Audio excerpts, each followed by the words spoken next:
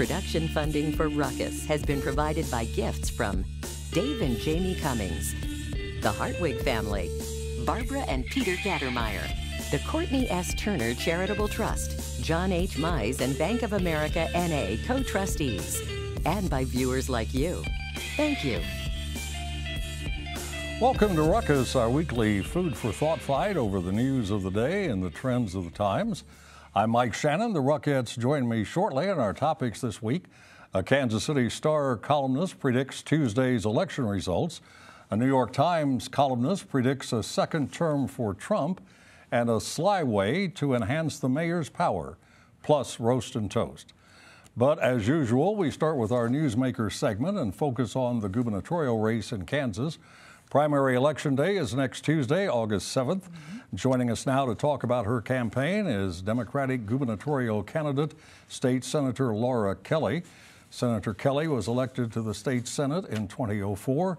Previously, she served as director of the Kansas Recreation and Park Association. Senator Kelly, welcome to Kansas City and welcome to Ruckus. Mike, it's great to be here.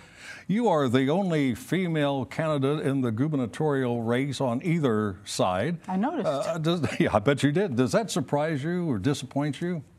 Well, given what's going on all over the rest of the country, it is a little bit of a surprise that I'm the only one on the governor's ticket. But, it's fine. It probably works for me. You see it as an advantage? Certainly it helps me stand out, being the only woman there. But I think it's time, that we bring women back to the table and put them in positions of leadership. As you well know, there's not tons of coverage of state politics in Kansas City or probably most anywhere else in the state. So for people who may be hearing you talk and seeing you at some length for the first time, how would you describe your political philosophy? Are you liberal, conservative, moderate, center-right, center-left? How would you describe it? I would say common sense and no nonsense. That I tend to drive right down the center of the road.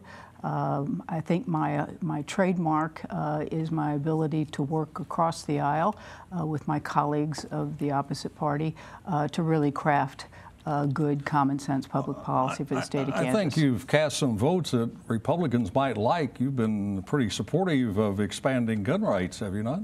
Well, for a while I was, and I have Are been you no longer? I have been a supporter of the Second Amendment right. I think the conversation has changed significantly since some of my earlier votes. Matter of fact, 2 years ago, I voted to ban guns on college campuses, and last year I voted to ban guns in public hospitals like KU, community mental health centers, and public adult care homes.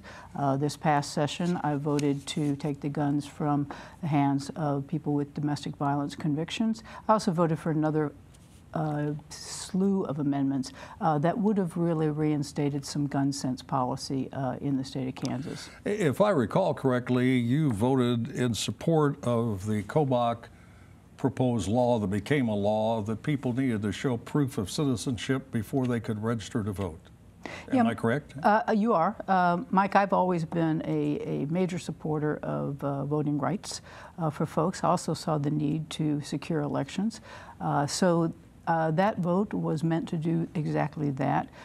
Clearly, Chris Kobach took it too far. Well, I was going to ask you, are you concerned, therefore, that it's been overturned by a federal judge? Well, I'm glad that it has. I co-sponsored a bill in 2016 to repeal it because what we had been promised would happen did not happen, and that was that our Department of Revenue would have in place by 2014 a system that will allow for automatic citizenship check when you go in to get your driver's license. So you want or some check on people going up to vote for the first time? I think we need to make sure that people who are voting are legal, but I think this one went too far. I know you talk a lot about education and your support for education. What needs to be done? More money? Well, we've done that. Is that it? Do you think enough now? Well, no. The court has said, and I would agree with them, that we do need to account for the rate of inflation. So there's enough money in the bank right now. We did overturn the Brownback-Collier tax experiment, and so we've got some money in the bank, and we can take care of the court's mandate to account for inflation. We can do that in January and continue on. Speaking of Mr. Collier, either he or Kobach, one of those is expected to be the Republican nominee for governor. If you are the Democratic nominee, do you have a preference? Who would you rather run against? I don't think either one of them are particularly good options for the state of Kansas. You know, I think. No, but in your campaign, which would be easier for you to defeat? I can beat either one of them, quite honestly. It'd be a different kind of race. But, you know, we've got Jeff Collier, who really is just Brownback 2.0. There's not an iota of ideological difference between those two, and we would make that very clear. Kobach obviously is Kobach. Got to stop shortly. Can you quickly give me 2 or 3 top priorities if you win the election? Yeah, absolutely I can. Clearly education, with a heavy emphasis on early childhood education and then all the way through our higher education system. That's the biggest economic driver in the state of Kansas, and we need to reinstate our stellar school system. Then I will vote to expand Medicaid, providing health care access for 150,000 Kansans, and doing a lot to help our rural communities. And then lastly, I will look for ways to create an innovative business environment in the state of Kansas to attract business. Thank you very much for coming in. Pleasure to meet you. It has been a pleasure to be here. Thank you. That is Kansas State Senator Laura Kelly, a Democratic candidate for governor. Now let's meet the panel and start a ruckus.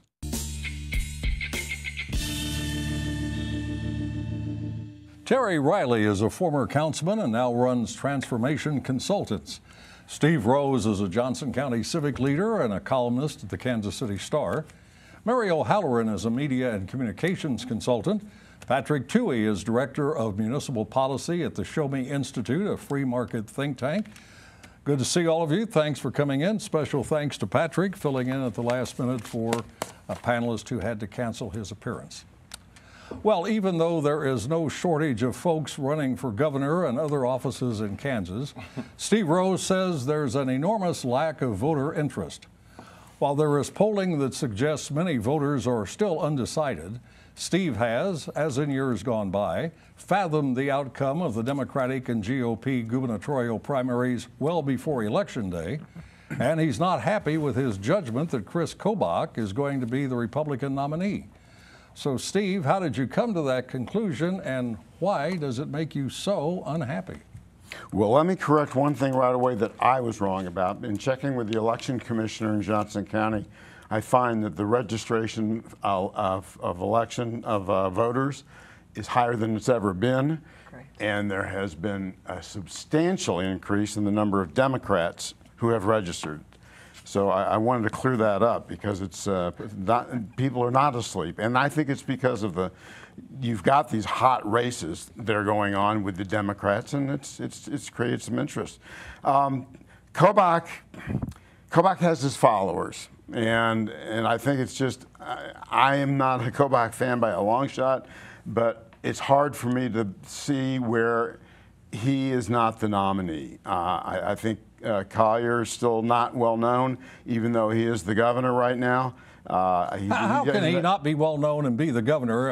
Easily. But let me point out, he was invited several times to come in and do that guest interview segment on Ruckus, and always refused or didn't respond.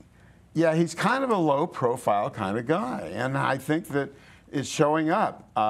He's, you know, the whole time he was lieutenant governor, which was 7 years, they did the polling, and nobody knew who he was. Right. He's a very low-key guy. On the Democratic side, I think that that Laura Kelly, who was just interviewed on this show, is far and away the candidate that I would say is clearly the front runner for that race. And when there's a face-off between Kelly and Kobach, I would like to be on this show to discuss what's going to happen if Greg Orman, the independent candidate, stays in the race. Yeah, because if he's there and is very active in the race, he will elect Kobach. because he will take the votes from Kelly. Patrick, what did you think of Senator Kelly? I don't know if you've seen her talk or express her views before. So all politicians are charming, and they all know not to say I'm center-left as she did, to talk about being common sense and no nonsense. Well, of course, but those terms are meaningless. I think people need to look at their track record. You know, a lot of Kansans think that the Second Amendment is very important, and she's shown an ability to, let's say, evolve on the issue, and I can imagine that being troublesome.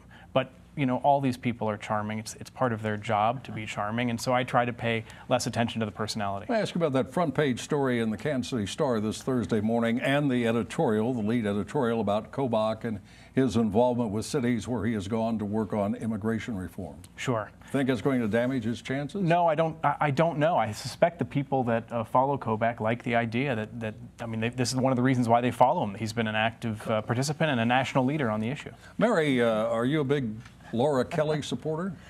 I am, and you know, let me just say that Laura Kelly. I agree. This is an exciting election, and you've got all of this interest for governor and the congressional race among Democrats.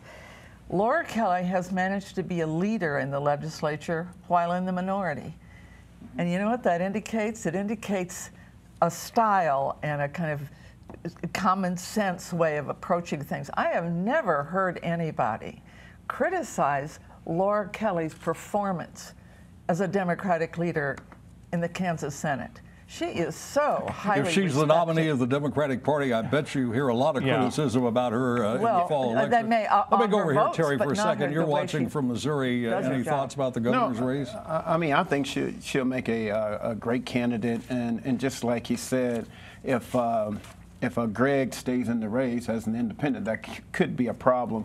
But just to go back to the governor again, Kobach is first on the ballot, and Collier is last. Well, they rotate. Yeah. No, they rotate, so nobody. So they rotate? Yeah, there is no order. They're not doing it alphabetically, though. Okay. No. Because I thought it was based upon when you. No.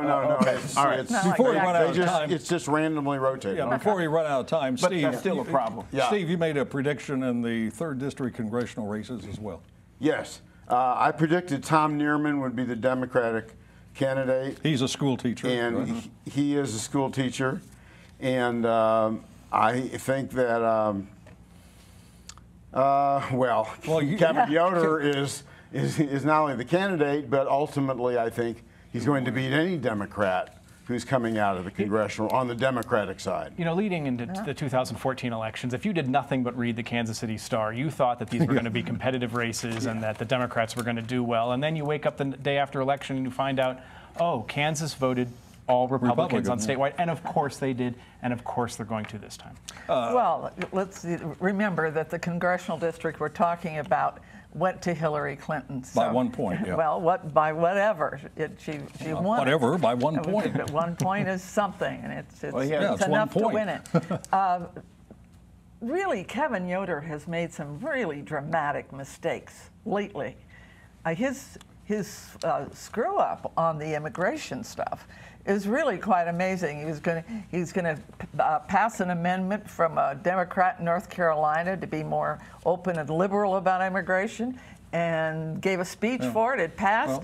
Then everybody got upset. We'll discuss all of it. Okay. This has to wait until next week. All right. The argument over state versus local control of the Kansas City, Missouri Police Department takes a new twist, courtesy of the Show Me Institute's Patrick Tuohy, who is with us for the show. His op-ed in Sunday Star argues that local control could now exist if the city's mayor and ex officio board member at the police board played a more decisive role in securing funds for critical projects. Tuohy points out the mayor has veto power at City Hall. It takes 8 council votes to override. Therefore, Tuohy reasons, a Kansas City mayor has great power over the budget process, and that power makes the mayor a more consequential figure than any single governor, police board commissioner, or police chief. And Tuohy calls on Mayor Sly James and his successors to use that power. So, Terry, based on your years at City Hall, do you think Patrick is onto something real here? Well, the only time that that you really have a time in which you can talk with the police department is during the budget process. After the budget process, your conversation's over for one entire year. The other person that can have a lot of influence will be the budget chair. In talking about the veto, I don't think it takes 8. I believe it takes 9, based upon the changes in the charter. And so it is, and the mayor must keep a majority, 6 other people, to get his legislation through. And so it might not be the most prudent thing to veto an entire budget as a mayor, now, because it can come back. Just to correct the record here, I had 9 in my That's script. Right. You told me 8 somebody, off the air. Which is it? Somebody from the Star wrote to me and said it's actually 8. Now it may be 9 as well. But the Somewhere point between 8 and 9. The point is, he has veto, and it can be overridden. Now, no, a governor, we all know this is the case. A governor or a mayor does not have to actually veto. It's the threat of veto that exerts power. And if a mayor in Kansas City, and too often they've chosen to hide behind the skirt of the police commission, if a mayor said, I feel these issues strongly, I want to change the way the Kansas City Police Department spends money, he can use that power, the power of influence and the threat of veto, to get an awful lot of what he or she wants to do. But the fact is they've hid behind local control. It's a red herring. And so when we have a years-long spike in homicides, our political leaders in Kansas City do nothing, and that's unacceptable. You're suggesting if the police department needs more money for, let's say, homicide prevention, the mayor could go to the city council and propose an ordinance and say, get this done. I'm going to veto a no vote, and I'm going to make certain that this happens. The mayor and the city manager could go to the board and say, look, I want to spend less money on take-home cruisers. I want to spend less money on this type of stuff. I want social workers, or I want more police on the beat, on foot patrols and things like that. I want less admin and more uniformed police officers, and that would be the beginning of a dialogue. It would be consequential, but instead, mayors, because it's politically convenient, choose to wash their hands. Mary? Oh, this mayor has done anything but wash his hands of the homicide rate and the violence that continues in our city and the police department issues. What's he done? He has done everything that he can do. Which is what? Under the current system. Why do you? I'm not surprised that you would oppose. Well, what has he done? I'm not surprised that you would oppose a democratic approach to running city government. We are the only city in the United States that does not control its police department by vote of the people directly for mayor and city council people. And that's just ridiculous. You can't police your way into changing the way that things are going on in the community. There's a lot of fundamental changes that need to happen. Oh, One for thing, sure. now I'll give it to Cleaver. Years ago, Cleaver said, look, let's change the paradigm. And they put more community police into the community, whereby they have relationships with the individuals in those communities. Therefore, crime did go down. Now, you can't just say, hey, I'm going to police my way into it, because a lot of these homicides take place inside of houses. The police can't be in every household in these areas in which you have low economic deprivation, low income, coupled with individuals being under the poverty line. And that is historic. And there's some things that need to change there, but I can't just say, let me just throw a whole bunch of police out there and that's going to change the paradigm. Let me get Steve into this here for a second. Steve, yeah. Johnson County doesn't have this kind of an issue, does it? There aren't police boards. Not really, in because Johnson there are County. no police boards. What we have in Johnson County, individual cities, is that the police chief really makes the recommendation, and along with the city manager, if the city has one, and then the city council makes the determination. All right, we need to move ahead. If the public opinion polls are correct, about half our viewers will love this next topic and half will hate it. A New York Times columnist, a conservative and part of the right-wing anti-Trump coalition, Bret Stephens, has unexpectedly penned a recent column titled How Trump Won Re-Election in 2020. Stephens forecast a Trump victory, citing the earlier Bill Clinton campaign refrain, "It's the economy, stupid." Stephens says Trump will lose the popular vote to future Democratic nominee Elizabeth Warren, but will again win the electoral vote and therefore the election because of his economic programs. The columnist also suggests the special counsel will issue a report critical of the president, but no indictment. While the column is apocryphal, might it contain some reasonable speculation, Patrick? I hate predicting elections, but I think the overarching point of the piece is that I think so many people on the left, frankly, are taking a Trump indictment or impeachment or loss as a fait accompli. And I think a lot of the ways they are acting and ginning up their base are the exact reasons that Trump may be reelected. I think that's the point of the piece. This woman running out of New York who's a Democratic socialist, and Nancy Pelosi saying we're going to raise your taxes, and people wanting to abolish ICE play very well with the liberal base. But again, I think the point of the piece is don't be so smug, because these are the very things that may cripple you. Trump, by the way, I want to just, I'm not a Trump lover at all. I just want to say I agree. Really? I agree I agree he will be reelected. And I also agree that Elizabeth Warren will be the Democratic nominee. I think this guy is exactly right. There was also a column, Mary, written by another New York Times columnist saying why Trump will lose in 2020. But yes. What do you think of this idea of writing a column as if the event had already happened? Oh, I love journalism and I love creativity, and God knows we need interest in the political world to get people to read about it and think about it. And this is an interesting thing, and I think it's fun to think about 8 years of Donald Trump. That sends shivers down the spine of just about everybody I know, but I know I need to broaden my friendship base.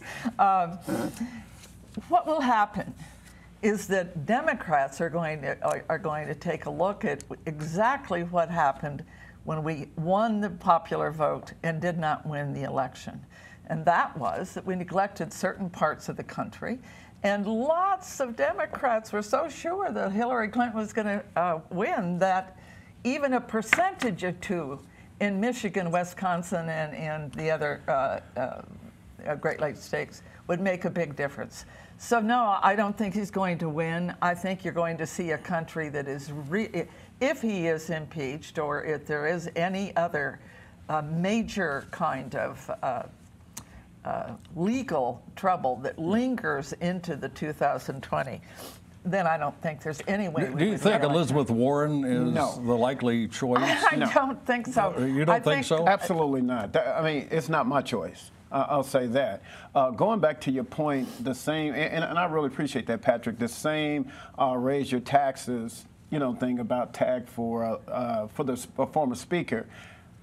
The Republicans say that they don't want to raise your taxes, and you guys have raised the taxes. You have raised the deficit time and time again, and so now they're going to use the same tactics of they're going to raise your taxes. You guys are raising the taxes. You're putting the burdens on my children right now that are 12, 9, and 7 for years to come, because you got this big, gigantic tax break for people on the upper income level, and it's not trickling down. One of my friends said, well, Terry, I'm getting $62 more a month. He happens to be a conservative, and I said, well, good for you. I'm getting a lot more. However, it's not helping your bottom line. Oh, Terry, so, Terry Riley, tax fighter. I love to see it. Look, if Democrats take Mary's advice and think that 2020 is just a replay of 2016, no, it's not. They are going to take a drubbing, because I said just the opposite of that.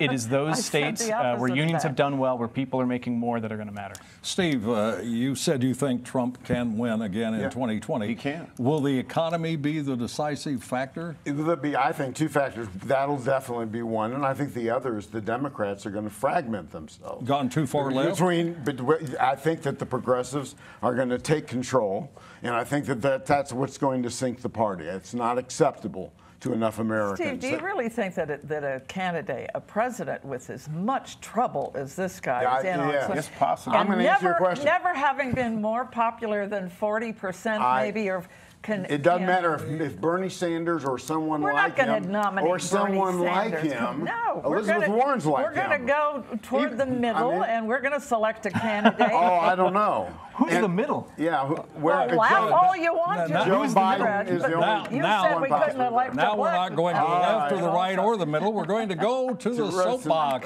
for Roast and Toast, where the Rockettes have 30 seconds each to contemplate, celebrate, or devastate. And we start with Terry. I thought about it. There's a lot to roast with Trump and everyone else, but today I'm going to toast my wife today. Today is my anniversary. We've been married for 15 years, and so today I'd like to toast my wife. Congratulations. You could send flowers instead. I'm sending flowers. I'm on top of that. Mary? Well, I would like to toast for the first time on this show, I think, my state senator, Dr. Barbara Bollier.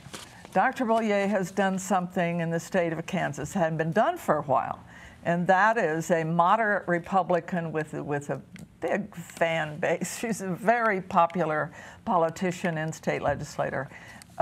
Came out and decided to endorse Tom Nierman in the congressional race. For that, she's being punished. She's been, many think she ought to be kicked out of the party, out of office. She also said that she wants to vote for Laura Kelly for governor. And the reason? Because she's a moderate. And if you're a moderate in the Kansas Republican Party right now, you got nowhere to go. Steve, that's your kind of Republican, and you're up next. I don't believe that I'm going to toast the Koch brothers, but by God, I'm going to, because they have shown real courage in the way that they have separated themselves from the ethos of the Republican Party that says, yes, we will have tariffs, and yes, we're going to run huge deficits. And the Koch brothers are saying, I don't care what initial is before your name, those are not acceptable positions for this country. Patrick? Well, a tentative toast to the Kansas City Council. You may have read that Bayer AG, a $96 billion pharmaceutical company, wants to expand a factory in Kansas City and, of course, has come asking for subsidies. The council has put off a vote until the end of August, when the applicant can talk to the taxing jurisdictions. But again, if we want to be respected by businesses, sometimes we have to say no. And finally, the Equality and Diversity Committee at Bath University in England has told professors to stop saying, as you know. It could make students feel inadequate because they might not know what the professor assumed they did by saying, as you know. And as you know, this is total nonsense. And as you know, that's Ruckus for this week. We're back next Thursday at 7. Now for the Ruckettes and the crew, I'm Mike Shannon saying thanks very much for watching and good night.